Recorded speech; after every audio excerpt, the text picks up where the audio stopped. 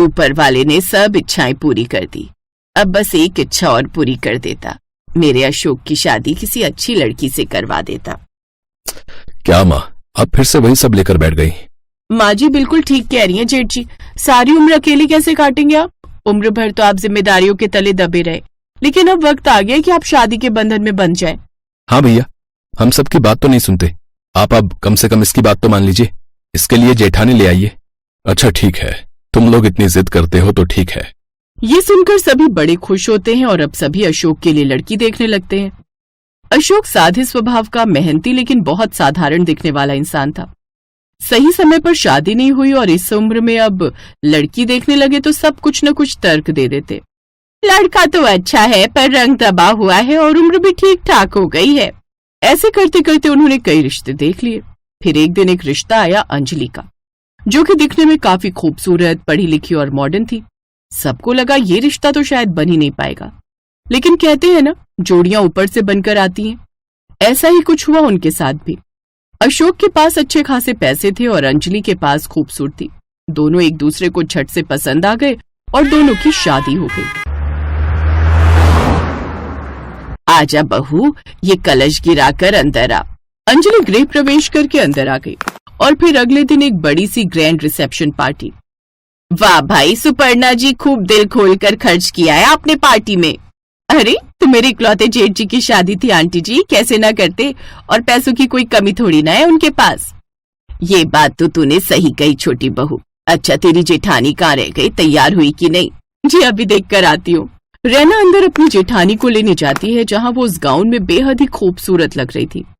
वाह जेठानी जी, आज तो लगता है महफिल लूटने का इरादा है आपका। लूटने की आदत तो हमें पहले से ही है देवरानी जी। क्या मतलब? कुछ नहीं, चलिए चलते हैं। अब वो पार्टी वाली जगह पर चले जाते हैं, जहाँ 40 साल के सांवले रंग के अशोक के सामने उसकी 30 साल की गोरी पतली सुंदर पत्नी अंजलि बेहद ही खूबसूरत लग रही थी। सभी रिश्तेदार और मेहमान रैना से एक ही बात कहते हैं, वैसे जो भी कहो अशोक भाई साहब बड़े लकी हैं जो इस उम्र में भी उन्हें ऐसी बीवी मिली। क्या मतलब? अरे मतलब ये कि तेरे जेठ से सुंदर जेठानी है। सच में इस उम्र में भी क्या सुंदर बीवी मिली है। पूरी पार्टी में हर कोई बस रैना से एक ही बात कह रहा था कि जेठ से सुंदर जेठानी है। अपनी जेठानी की तारीफ सुनकर रैना को भी अच्छा लगता है। ऐसी सारी पार्टी अच्छे से निपट जाती है। फिर शादी के अगले दिन सुबह, बड़ी बहू उठ गई तू, जा अब जाकर मेरे लिए चाय पकौड़े ले आ। वो क्या है ना, शुगर की मरीज हूँ तो उठते ही भूख लग जाती है। क्या सुबह सुबह चाय पकौड़े? ठीक है अभी बनाकर लाती हूँ। अंजलि रसोई में जाती है और चाय पकौड़े बनाकर ले आती है। ये लीजिए माँ जी। अच्छा वैसे एक बात बताइए, आप तो शादी से पहले कह रही थी कि कोई काम नहीं करवाएंगी, फिर ये सब? अरे काम से मतलब नौकरी से था बहू। घर का काम तो घर की बहुएं ही करेंगी और हमारे घर में वैसे ऐश है, तुम्हें कमाने की कोई टेंशन नहीं है, बस खाना बनाओ, खाओ और खिलाओ। लेकिन माँ जी मुझे खाना बनाना नहीं आता, बस ये हल्का फुल्का चाय पकौड़े जितना काम कर लेती हूँ और कुछ नहीं।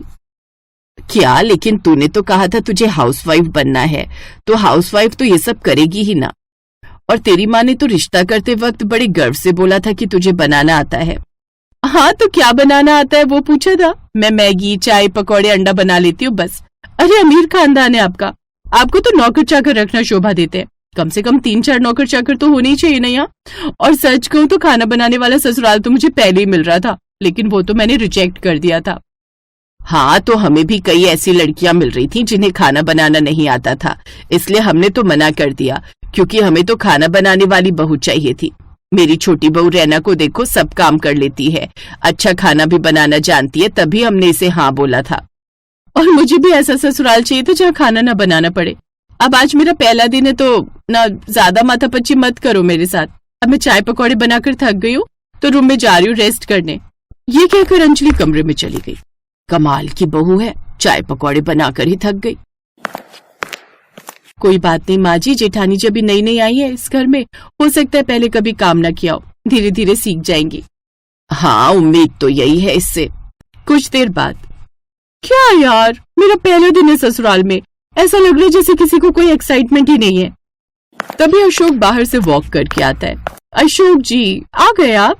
तुम उठ गए अंजलि, थोड़ी देर आराम कर लेती। अशोक जी, वो मैं सोच रही थी क्यों ना हम दोनों आज कहीं बाहर घूमने चलते हैं। हाँ, आइडिया अच्छा है। ऐसा करो, जल्दी से तैयार हो जाओ। यस, अब तो हम बाहर जाएंगे। मैं सोशल मीडिया पर फोटोज डालूंगी। अरे किस सोच में डूब गई? तैयार हो जाओ। मैं तब तक माँ को भी बोल कर आता हूँ और विशाल और रैना को भी बोल देता हूँ तैयार होने के लिए। सब लोग और माँ जी भी? लेकिन क्यों? ये मेरा पति तो मादा लाडला निकला। बताओ, पूरी पलटन को लेकर जाना है इन्होंने बाहर। अब वो सब एक साथ ब्रेकफास्ट के लिए बाहर चले जाते हैं। ऐसे ही समय बीता। अशोक और अंजलि को जहां भी जाना होता तो अशोक अपनी माँ को भी साथ ले जाता। फिर एक रोज, हद है माँ, ये कैसे घर में शादी कर दी आपने? मेरा पति अपनी माँ का पल्लू छोड़ने को तैयार नहीं। जब देखो कहीं भी जानो तो उन्हें साथ लेकर चल पड़ते हैं। अब इस पर मैं क्या बोलूं? तेरा पति है, तू जाने, लेकिन धीरे धीरे तुझे उसे अलग करना होगा। अब एकदम से तो वो तेरी नहीं सुनेगा ना। हाँ वो तो है। अच्छा ठीक है माँ, मैं फोन रखती हूँ। जेठानी अंदर माँ से फोन पर बातें कर रही होती है तो वहीं देवरानी रसोई के काम करने में लगी हुई थी। मुझे तो लगा था देर आए दुरुस्त आए। बड़े बेटे की शादी देर से हुई है तो अच्छी बहू आएगी, लेकिन ये तो मैडम। खैर, अंजलि बहू यहाँ आओ। जी माँ जी। बहू, तुम्हें अचार बनाना आता है? नहीं माँ जी, मुझे उल्लू बनाना आता है। क्या मतलब? नहीं कुछ नहीं, मतलब मैं बाजार से खरीद कर लाती हूँ। अचार मैंने कभी बनाया नहीं, लेकिन सुना है देवरानी जी बहुत अच्छा अचार बना लेती हैं। इनको बोलिए ना, ये बना देंगे आपके लिए। अच्छा, अब मुझे किटी पार्टी में जाना, मैं तैयार होकर आती हूँ। कुछ देर बाद वो वेस्टर्न कपड़े पहनकर वहाँ आती है। ये क्या बहू, ये तूने किस बच्ची के कपड़े पहन लिए? माँ जी, ये मेरे कपड़े हैं, इसे मॉडर्न ड्रेस कहते हैं। तभी अशोक भी वहाँ आ जाता है। मुझे नहीं पता था आप लोग इतने पुराने विचारों के लोग हैं।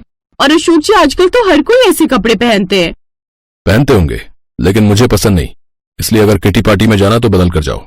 अशोक के कहने पर वो कपड़े बदल लेती है, लेकिन इन सब से वो उदास हो जाती है। जेठानी जी, आप जेठ जी की बातों का बुरा मत मानिएगा।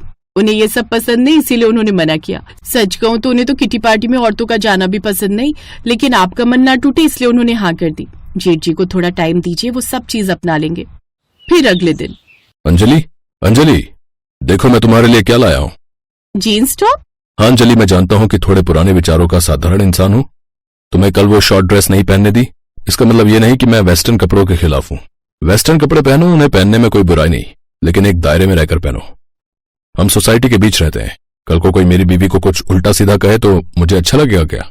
अपने पति के मुंह से ये सब बातें सुनकर अंजलि को बड़ा अच्छा लगता है। धीरे धीरे उसके मन में भी अशोक के लिए प्यार पनपने लगता है और अब दोनों एक दूसरे के रंग में ढलकर और एक दूसरे की जरूरतों का ख्याल रखकर ही हर काम करते।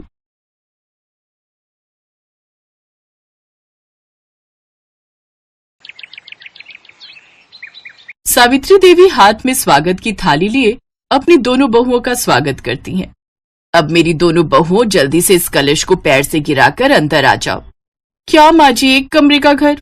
आपको पता नहीं है मैं कितने अमीर घर से हूँ और मेरे माँ बाप ने कितना दहेज दिया है। अब मैं ये सारा सामान कहाँ रखूंगी? क्या फर्क पड़ता है देवरानी जी, ससुराल चाहे एक कमरे का हो या 4 कमरों का, रहना तो हम सबको एक साथ मिलकर ही है ना। ओफ, इन गरीब लोगों को कैसे समझ आएगा जिन्होंने पूरी जिंदगी एक कमरे में ही बिता दी हो। खैर रोहन, तुम बेड को कहीं एडजस्ट कर दो, बाकी सब सामान मेरे घर लौटा दो। जब हम बड़ा घर ले लेंगे तब उस सामान को ले लेंगे। सावित्री की छोटी बहू अंकिता उस बेड को एक जगह रखवा लेती है, फिर आराम से उस बेड पर अपने पति के साथ लेट जाती है। तो वहीं दूसरी ओर बड़ी बहू रेखा अपने पति और सास के साथ जमीन पर चटाई बिछाकर लेट जाती है। विनोद जी, माफ करना, मेरा परिवार इतना अमीर नहीं था कि कुछ दे पाए। तो मैं कौन सा अमीर हूँ रेखा, और मुझे सब कुछ अपनी मेहनत से कमाना है, ना कि ससुराल वालों से कुछ लेना है। उन दोनों की बात बेड पर सो रहे अंकिता और रोहन सुन लेते हैं। अंकिता मुंह बनाते हुए कहती है, हा आए बड़े हमें सुनाने वाले। भूलो मत जेठ जी कि आप बेरोजगार हो, इसलिए बड़े होकर भी जमीन पर सो रहे हो। अरे छोटी बहू, तू क्यों गुस्सा होती है, वो तो बस ऐसे ही बोल रहा था। रहने दो माँ, मैं सब जानता हूँ भैया का क्या मतलब था। ऐसे ही कुछ दिन बीत जाते हैं। अब जहाँ देवर और देवरानी बिस्तर पर सोते, तो वहीं जेठ और जेठानी नीचे जमीन पर चटाई लगाकर सोते हैं। कुछ दिनों बाद बरसात का मौसम शुरू हो जाता है और उनकी छत टपकना शुरू हो जाती है। उफ, ये सब आखिर क्या है रौनक, तुम्हारे घर की छत टपक रही है। बहू, तुझे बताया था ना मैंने, हमारा घर बहुत पुराना है, इसलिए अक्सर बरसात में ये ऐसे ही टपकती रहती है।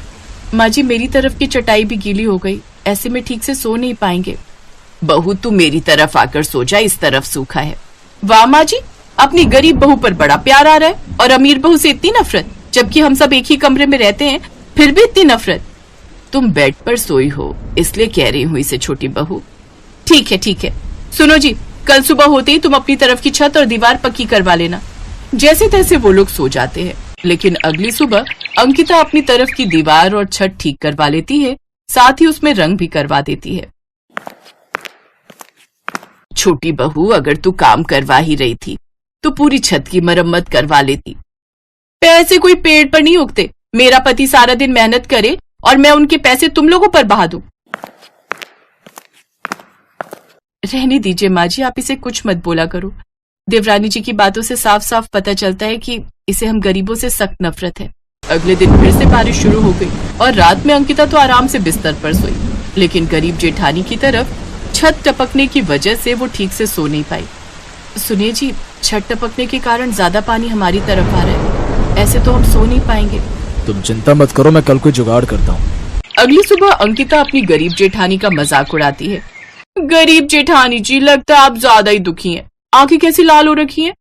लगता है सारी रात सो नहीं पाई। वैसे कल रात मैं भी ठीक से सो नहीं पाई। वो क्या है ना, गर्मी ज्यादा लग रही थी।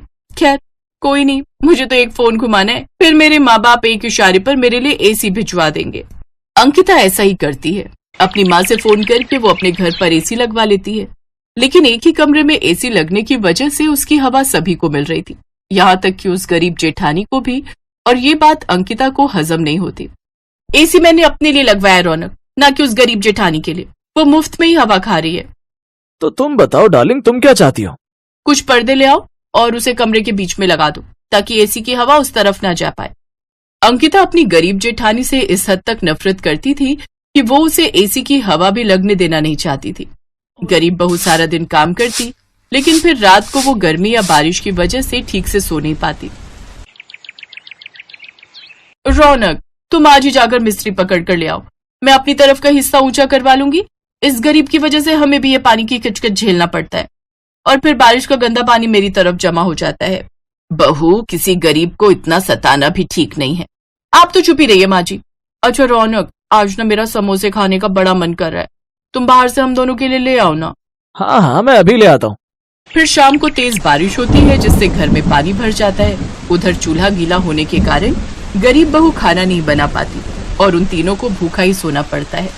ये देख देवरानी कहती है, गरीब लोगों के साथ ऐसा ही होता है। अब बस भी कर छोटी बहू, तू अमीर है इसका मतलब ये नहीं हमारी बार बार बेइज्जती करेगी। ऐसे ही दिन बीतते हैं। एक रोज रौनक ऑफिस से घर लौट रहा था तो गड्ढे में उसका पैर फंस जाता है, जिस वजह से उसके पैर में काफी चोट आ जाती है और अब वो बिस्तर पकड़ लेता है और अब वो नौकरी पर भी नहीं जा पाता। अंकिता को पैसों की कमी होने लगती है और वो अपनी माँ को फोन करके हेल्प मांगती है। माँ देख लो, अगर कुछ हेल्प हो जाए। बेटी, मैंने तो तुझे पहले ही उस गरीब से शादी करने के लिए मना किया था, लेकिन तू ही नहीं मानी। लेकिन इन सब के बावजूद भी हमने तेरी बहुत मदद की, लेकिन अब और नहीं कर सकते। तेरे पापा को काम में बहुत बड़ा नुकसान हुआ है, जिस वजह से अब कंपनी बंद होने की कगार पर है। लेकिन माँ, इस वक्त मुझे आपकी जरूरत है, इनकी नौकरी चली गई है। माफ करना बेटी, लेकिन मैं तुम्हारी अब और हेल्प नहीं कर सकती। इतना कहकर अंकिता की माँ फोन रख देती है। तभी अंकिता का जेठ अशोक खुशी खुशी घर आता है। रेखा, माँ, बहुत बड़ी खुशखबरी है, मुझे एक अच्छी जगह नौकरी मिल गई है और तनख्वाह भी डबल है। अरे वाह, ये तो बहुत ही अच्छी बात है। जीते रहो बेटा, अब हमें किसी के आगे नहीं झुकना पड़ेगा और ना किसी की बातें सुननी पड़ेंगी। ये सुनकर अंकिता को अपनी गलती का एहसास होता है और वो उन सब से माफी मांगती है। मुझे माफ कर दीजिए, मैंने अपनी अमीरी के घमंड में आकर ना जाने आप लोगों को क्या क्या कहा, लेकिन अब मुझे मेरी गलती का एहसास हो गया है। कोई बात नहीं देवरानी जी, एक घर में 4 बर्तन रहेंगे तो खटकेंगे ही। तुम्हें अपनी गलती का एहसास हो गया, यही काफी है। और वैसे भी हम सब एक घर एक कमरे में रहते हैं, तो हमारे बीच कितनी भी दूरियां आए, लेकिन मुसीबत की घड़ी में हमारा सब परिवार एक ही है, और अपने काम नहीं आएंगे तो कौन आएगा। इस तरह पूरा परिवार एक हो जाता है और सारी मुसीबतों का सामना एक साथ करते हैं। Thanks for watching.